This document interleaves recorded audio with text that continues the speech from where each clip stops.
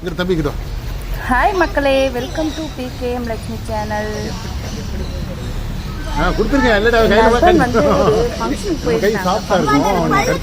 வீட்லயே அடிச்சு கொடுக்குறான் பாருங்க. அவன் சரியாக வீடியோவே எடுக்கல.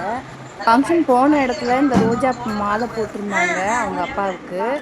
அவங்க அப்பா வந்து பொண்ணுக்கு வந்து போட்டு அழகு பார்த்தாங்க. நாளைக்கு நீ IPS ஆஃபீஸர் ஆனாக்கா இந்த மாதிரி தான் உனக்கு மாலை வரும் அப்படின்னு சொல்லிட்டு அவங்க பொண்ணுக்கு வந்து மோட்டிவேஷன் கொடுத்தாரு. அதில் எங்கள் சொந்தக்காரங்க எங்கள் சித்தி வந்து எதிர்ச்சியாக ஃபோன் பேசினாங்க. ஃபோன் பேசும்போது அவகிட்ட கொடுத்தேன். அதுதான் அந்த மாதிரி டான்ஸ் ஆடிக்கிட்டே ஃபோன் பேசுகிறா. சரி, அந்த மாலையை வந்து ஏன் வேஸ்ட்டு பண்ணுவானே, இதில் ஏதாவது பண்ணலாம். ஏன்னா பன்னீர் ரோஸ் தானே, நல்ல வாசமாக இருந்தது. சரி, இதை வந்து முக்கால்வாசி வந்து ரோஜா குல்கந்து பண்ணலாம், ஒரு கால்வாசி வந்து ரோஸ் வாட்டர் பண்ணலாம் அப்படின்னு சொல்லிட்டு அதை அப்படியே உட்காந்து பிச்சிட்டே இருந்தேன். பிச்சு தனியாக எடுத்து வச்சுக்கிட்டேன். இப்போ வந்து இதில் வந்து முக்கால்வாசி வந்து லைட்டாக உப்பு போட்டுக்கணும். உப்பு போட்டு நல்லா நிறைய தண்ணி வச்சு உப்பு போட்டு வாஷ் பண்ணி தனியாக வந்து காய வைக்கணும். நிழல்லையே ஒரு 4-5 டேஸ் வந்து காய வைக்கணும். காய வச்சு கல்கண்டோட மிக்சியில் அடித்து அதுக்கப்புறம் வந்து பார்த்திங்கன்னா தேன் ஊற்றி நமக்கு பிடிச்சா நட்ஸ் போட்டுக்கலாம். அதனால் அதையும் எடுத்துக்கிட்டு நாங்கள் பார்த்திங்கன்னா ஊருக்கு கிளம்பிட்டோம். எங்கன்னா சென்னைக்கு தான் கிளம்பியாச்சு. எல்லாருமே ஃப்ரீ சீடு வந்து கேட்டுகிட்டே இருக்கிறீங்க.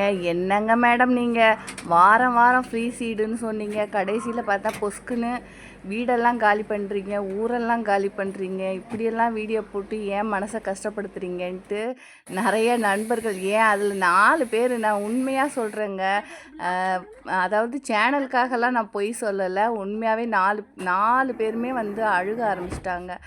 ஏன் கேட்டிங்கனாக்கா, என்கிட்ட இந்த சேனல் போடுறதுனால அப்பப்போ வந்து முதல்ல சீடு கொடுக்கறதுக்காக பேசுவாங்க.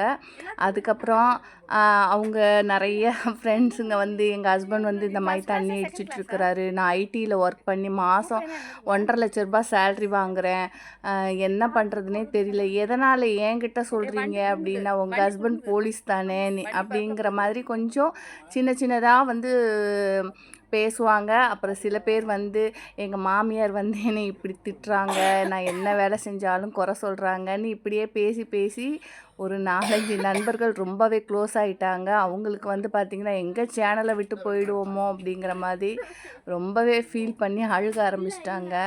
நான் வந்து சொன்னேன், இல்லைங்க, நான் அதாவது வீடு தச்சயமாக 1 வருஷத்துக்கு தான் காலி பண்ணி நான் அங்கே போய் இருக்க போகிறேன். சென்னை தான் சொந்த வீடு, கார்டன் அங்கேயும் இருக்கும், அங்கேயும் வச்சு சொந்தக்காரங்க எங்கள் அம்மாவை வந்து பார்க்க சொல்லலான்ட்டு இருக்கிறேன். இங்கேயும் நம்ம வந்து நானே வந்து கார்டன், அதாவது நிறைய இடம் இருக்கு இல்லையா, நானே வந்து கார்டன் வைக்கலான்ட்டு இருக்கிறேன் திருச்சியில். அப்போ உங்களுக்கு டபுள் பெனிஃபிட்டு தானே. 2 பக்கம் வந்து உங்களுக்கு வந்து கார்டன் வச்சோம்னா அதில் சீடு நிறையா கலெக்ட் பண்ணுவேன், நிறைய பேருக்கு கொடுப்பேன் இல்லையா. இன்றைக்கி வந்து ஒரு 50 பேருக்கு கொடுக்குறேன்னா நாளைக்கு 100 பேருக்கு கொடுப்பேன். அந்த மாதிரி வந்து நிறைய வந்து பண்ணலாம், சேவை பண்ணலாம் அப்படிங்கிற ஒரு மைண்ட் செட்டு தான். 2வது என்னன்னு கேட்டிங்கனாக்கா, நான் இப்போ ஊருக்கு வந்ததுக்கு மெயின் ரீசன்னாக்கா, பாப்பாவுக்கு கொஞ்சம் உடம்பு சரியில்லை, அதை அடுத்த வீடியோவில் சொல்கிறேன். பாப்பாவுக்கு கொஞ்சம் உடம்பு சரியில்லை, அதனால் இங்கே கூட வந்து ஒரு வாரம் இருக்கிற மாதிரி ஆகிப்போச்சு. அதுவும் இல்லாமல் பாப்பாவுக்கு ஸ்டடி ஹாலிடேவும் விட்டுருந்தாங்க. அப்புறம் பார்த்திங்கன்னா அவங்க அப்பா வந்து ட்ரெயின் ஏற்றி விட்டுட்டு போயிட்டாங்க, டாட்டா பாய் பாய்ன்னு சொல்லிட்டு.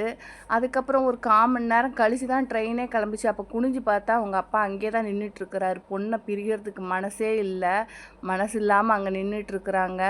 இது வண்டி வந்து ரொம்ப நேரம் கழித்து தான் எடுத்தாங்க. அது வரைக்குமே நின்றுட்டே இருந்தார். ஒரு 1/4 மணி நேரமாக 20 நிமிஷமாக நின்றுட்டு அதுக்கப்புறமேட்டு வண்டி மூவ் ஆனதும் கிளம்பிட்டாங்க. நாங்கள் கிளம்பிட்டோம். அப்புறம் வந்து பார்த்தாக்கா பாப்பாவும் படிக்கணும், நாளைக்கு வந்து எக்ஸாமு, அதாவது போர்டு எக்ஸாமு, அதுக்காக வந்து பாப்பா ப்ரிப்பேர் பண்ணணும், படிக்கணும் அப்படின்னு சொல்லிட்டு 3:30 மணிக்கு தான் அங்கே ரீச் ஆகும் சென்னை அப்படின்னு சொல்லிட்டாங்க. பாப்பா சொல்லிட்டா, இல்லைம்மா நான் இன்றைக்கி தூங்கலை, இன்றைக்கி தூங்காமல் நான் வந்து படிக்கிறேம்மா அப்படின்னு சொன்னால், சரி படிப்பா அப்படின்னு சொல்லிட்டு நான் வந்து படுத்துட்டேன். இந்த ட்ரெயின் வந்து பார்த்திங்கன்னா இதுதான் ஃபஸ்ட்டு, இது என்னமோ தனி ரூம் மாதிரி இருக்குது. உள்ளேயே பார்த்திங்கனாக்கா இங்கே பாருங்கள், இது கீழே விரிக்கிறதுக்கு டவலு, மேலே போத்துறதுக்கு இது மாதிரி ஒரு போர்வை கொடுத்துருக்காங்க. அப்புறம் வந்து ம அதுக்கு மேலே இன்னொரு போர்வை நம்ம வீட்டில் யூஸ் பண்ணுவோம்ல புசு புசு புசுன்னு, அந்த மாதிரி ஒரு போர்வை ஒரு 4 போர்வை வச்சுருந்தாங்கங்க. அப்புறம் பார்த்தீங்கன்னாக்கா பெட்டும் படுக்கிறதுக்கு இப்போது ட்ரெயின்லலாம் ரொம்ப சின்னதாக இருக்கும், குட்டியாக இருக்கும், அதில் படுக்கவே முடியாதுல்ல. இது பார்த்தீங்கன்னா வீட்டில் எப்படி பெட்டு போட்டாக்கா எவ்வளோ பெருசாக இருக்குமோ அவ்வளோ சைஸ் இருக்குது. நானே வந்து இதுதான் ஃபஸ்ட் டைம் இந்த ட்ரெயினில் வர்றது. தனியாக ஒரு ரூமு, தனி ரூமில் 4 பேர் தங்குற மாதிரி இருக்குது. ஆனால் பார்த்திங்கன்னா எங்கள் வீட்டுக்காரரும் வர்ற மாதிரி இருந்தது. வர்றதுனால மொத்தமாகவே அந்த ரூம் ஃபுல்லுமே நாங்கள் புக் பண்ணிட்டோம். புக் பண்ணனால திடீர்னு அவருக்கு வேலை அங்கே கொஞ்சம் பிரச்சனை ஆயிடுச்சுன்னு சொல்லிட்டு, சரி நீங்கள் போங்க நான் பின்னாடி வரேன்னு சொல்லிட்டு என்னை அனுப்பிட்டாரு. அனுப்புனதுக்கப்புறம் எங்களுக்கு போகிறதுக்கு, அதாவது ஆளுங்க கூட பக்கத்தில் இருந்தாங்கன்னா கொஞ்சம் பயம் இருக்காதுல்ல நமக்கு.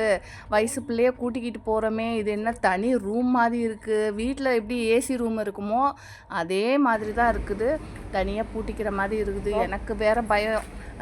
என்னடா அக்கம் பக்கத்தில் எல்லாருமே அதே மாதிரி தான், யாருமே வெளியில் வந்த மாதிரியே இல்லை, சத்தம் இல்லாமல் அமைதியாக இருந்தது.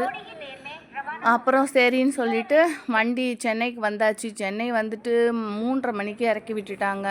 எனக்கு அது வேறு பயம். நான் இந்நேரத்துக்கு போயிட்டு எப்படி வண்டியில் போகிறது? நிறைய சொந்தக்காரங்க பக்கத்தில் இருக்காங்க, ஃப்ரெண்ட்ஸுங்களும் பக்கத்தில் இருக்கிறாங்க.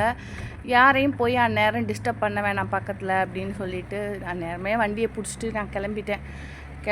வண்டியில் வந்து 4 மணிக்கு அப்படி இப்படின்னு 4 மணி ஆயிடுச்சு. 4 மணி ஆனாலுமே பார்த்திங்கன்னா கொஞ்சம் பயம்தான்.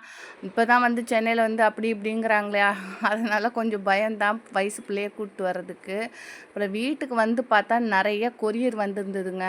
கொரியர் வந்தது. அதில் பார்த்திங்கன்னா ஒரு 2-3 பேருக்கு நான் ஏற்கனவே அனுப்பியிருந்தேன் பார்த்திங்களா, ஒரு 10 நாளைக்கு முன்னாடி, அதாவது இந்த வாரம் இல்லாமல் அதுக்கு முன்னாடி ஒரு வாட்டி அனுப்பியிருந்தேன். அதில் வந்து 2 பேர் வரல சொல்லிகிட்டு இருந்தாங்க. அந்த இது வந்து ரிஜெக்ட் ஆகிட்டு வந்தது. கொரியர் ரிட்டன் எனக்கே வந்துருச்சு. நான் அனுப்புனது எனக்கே வந்துருச்சு. கரெக்டாக ஃபோன் நம்பர் இல்லை அப்படி சொல்லிட்டு. அவங்களும் வந்து அட்ரஸ் எழுதுகிறவங்க கரெக்டாகவே எழுத மாட்டேங்கிறீங்க. நான் வந்து பசங்களை தான் விட்டு எழுதுகிறேன். அவங்க கரெக்டாக phone number, address, code number எல்லாம் கரெக்டாக போட்டால் உங்களுக்கு கரெக்டாக வரும். நீங்கள் கொடுக்குறது தான் பசங்க எழுதுவாங்க. அப்போது எப்படி எழுதுகிறாங்கன்னு தெரியாது. அப்புறம் உங்களுக்கு வராது, அது என் கையில் கிடையாது. நான் வந்து கரெக்டாக ப்ராப்பராக தான் பண்ணணுன்ட்டு நினைக்கிறேன். ஒன்று செக் பண்ணி, ஏன்னா 70-80 இருக்குது. நான் ஒன்று வந்து ரொம்ப கஷ்டப்பட்டு பேக் பண்ணுறதே பெரிய விஷயம். இதில் வந்து நான் ஒன்று செக் பண்ண முடியாது. நீங்கள் அனுப்புகிறத கரெக்டாக அனுப்புனீங்கனாக்கா உங்களுக்கு கைக்கு வந்து சேரும். அப்புறம் எனக்கு வந்து ஒரு தோழி வந்து எனக்கு அனுப்பிச்சிருக்காங்க. நான் எதிர்பார்த்தது வேறங்க. நிறையா, அதாவது இல்லாததெல்லாம் கொஞ்சம் கேட்கலாம். அதே மாதிரி நானும் வந்து அவங்கக்கிட்ட இல்லாத பிளான்ட் நிறையாவே என்கிட்ட வந்து நான் எல்லாமே காஸ்ட்லி பிளான்ட்டு நானுமே அனுப்பலாம் அப்படின்னு ஐடியா பண்ணேன். நான் எதிர்பார்த்த அந்த இது கிடைக்கல. சரி பரவாயில்ல, கொஞ்சம் வருத்தம் தான். இருந்தாலும் அனுப்புனாங்க. நம்மளும் காசு கொடுத்துட்டோம், அந்த காசை ஏன் ரிட்டர்ன் வாங்குவானே அப்படின்னு சொல்லிட்டு, சரி பரவாயில்ல அனுப்பட்டும் அப்படின்னு சொல்லிட்டு விட்டுட்டேன். அதில் வந்து பார்த்திங்கன்னா என்கிட்ட இருக்கிறதே தான் எனக்கு அனுப்பியிருக்காங்க. புதுசாக ஒன்றுமே அனுப்பல. ஆனால் ஒரே ஒரு வெரைட்டி மட்டும்தான் எனக்கு இல்லாததான் அனுப்பியிருக்காங்க. அது என்னென்னா லாங் பீன்ஸ். அது மட்டும்தான் என்கிட்ட. அந்த சிகப்பு வெரைட்டி ஃபஸ்ட்டே இருந்தது, உங்களுக்கு பழைய வீடியோவில் காமிச்சிருப்பேன். அது எதை சேகரிக்க அனில் வாதியாருக்கு நல்லா ஃபுட்டாகி போச்சு. ஓகே, கண்டிப்பாக வந்து நாளைக்கு கார்டன் வீடியோ. பாய் மக்களே.